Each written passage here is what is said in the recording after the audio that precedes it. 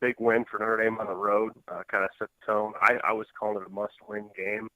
I felt like if they dropped to 2-2 this early in the season, the end of the season schedule is just going to be really almost too insurmountable. So this was a key win. And now you look at the schedule, you see Miami of Ohio, you see UNC, and then leading up to USC, I think you really set yourself up for some success. Evan, in the locker room and in the post-game press conference, it almost looked like Brian Kelly had a sense of relief that they did win that game. 21 points off of turnovers, but more importantly, it really validates the practice week and what the team did to really put a game plan together that featured both the run and the pass, as well as the defense. Yeah, well, if you look at the stats, they really can be misleading. I mean, you have a 20 point victory, but Michigan State outgained. They controlled the ball, but the big thing about this defense this year is they've been opportunistic. A fumble at the 1 yard line on what could have been a momentum changing touchdown was huge. A great play, really was a turning point, at least in my mind. An effort play by Sean Crawford, who is just a great football player, always around the ball. You have a pick six early in the game, and then a career Martini fumble. Forced fumble is huge. I mean, the stats, why sometimes stats can lie and be misleading. The offensive side, if you look at Notre Dame's offense, you wouldn't really say they blew Michigan State out of the water as far as their offensive output, what they did on third downs.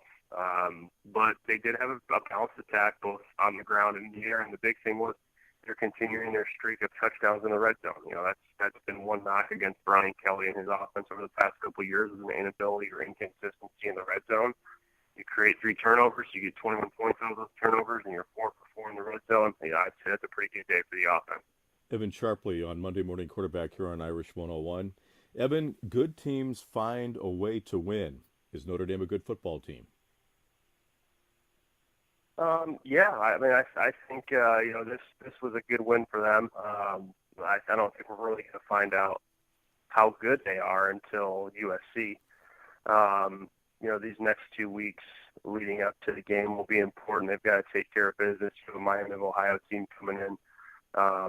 Chuck Barton, and then UNC who's down. Losing Mitch Trubisky and really their offense and defense are hurting in terms of who they had to replace. So Notre Dame's got to take care of business. But you really, I think it's a tough win to grade because of Michigan State's year last year. Obviously, Notre Dame has done more to improve their stock and their value and their program in a year's time than D'Antonio has at Michigan State. Both teams, coming off poor years. And Notre Dame's definitely trending up, and I think both offensively and defensively they need to peak, middle of the season and continue that. I think that there was going to be some growing pains with new coordinators, new players starting, a new guy at quarterback, a lot of new faces on the defensive side. So you don't want to peak too early, but you also want to make sure that you're taking care of business in some of these big games.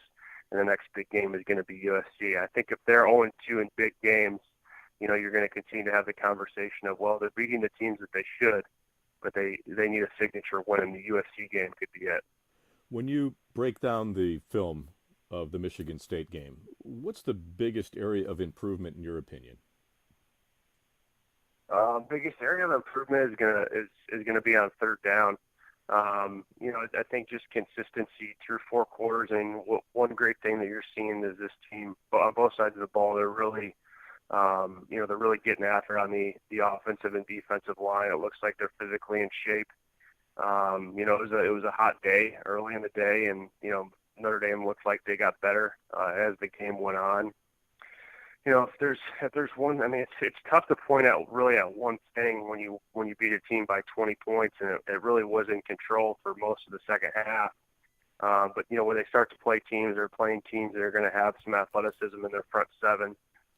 Like we saw against Georgia, it's going to be having a game plan to combat some of that lateral speed, because that was really the biggest issue against Georgia. And then one area too where Notre Dame really hasn't been consistently tested, and Brian Lewerke did put up some big numbers passing, 31 to 51. He did throw an interception, but a true pocket or a true pure passer who can really get it done through the air, and that's not going to happen until USC with Sam Darnold. So this is a secondary that I think their confidence is very high, but I don't know how how they've been tested. I don't think they've truly been tested to this point. And if Notre Dame isn't able to get a pass rush, which is one other area I think that they're going to have to dial up some pressures when they get to the USC game to get Darnold a little rattled and try to mess up his rhythm and his timing. So for me, it's going to be offensively consistency on third down, and then on the defensive side, it's going to be creating some pressures, and then I think we'll see whether the secondary is for real once they play USC. Final question for you, Evan. This week in practice, what does Notre Dame work on? What do they need to work on? I think they're gonna work on, they're gonna hit every aspect. You win a big game like this, you're able to be pretty critical in practice and in film. I think it's business as usual, as maybe as coach speak as that sounds. I don't think they're really going to change too much.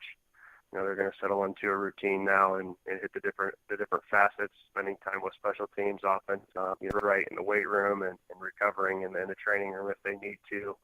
And then, it's kind of rinse and repeat over the next couple of weeks. You can't take weeks off. It's tough to win in college football, so they're going to have to make sure that they show up this Saturday and play well. He's Evan Sharpley. This is Monday Morning Quarterback. Evan, a chance to promote your show on Saturday. Who's coming up on the show this week? It's actually a great question. We're still working on our guests right now. It's a little bit of a strange game with an interesting kick time. We're looking at 5 o'clock, which is kind of sandwiched in between your normal 3:30 kicks and later kicks. So we're still working on putting our guests together. We usually have a pretty good idea midway through the week. But with USC coming a couple of weeks away, most former players are kind of circling that date as the big date to come in. So we're doing a tribute to Era each week. So if we don't get someone local, we usually have somebody call in to talk about and tell some stories about Coach. And there's always somebody that stops by, usually last minute. But we have a great setup there at Ivy Court and in Suites just across from Linebacker Bar. At the very least, we have free barbecue, so we'd love to have people stop by and check it out. And what time's the show on Saturday then? The show's going to be at 1 o'clock. It's 4 hours before every kickoff, so normally we're slated for 11 o'clock for most of the 3:30 kicks, which we get the vast majority of the time, but this will be at 1 o'clock. At the Ivy Court Inn and Suites right across from the Linebacker. Stop by and say hi to Evan and get some of that barbecue. Thanks, Evan.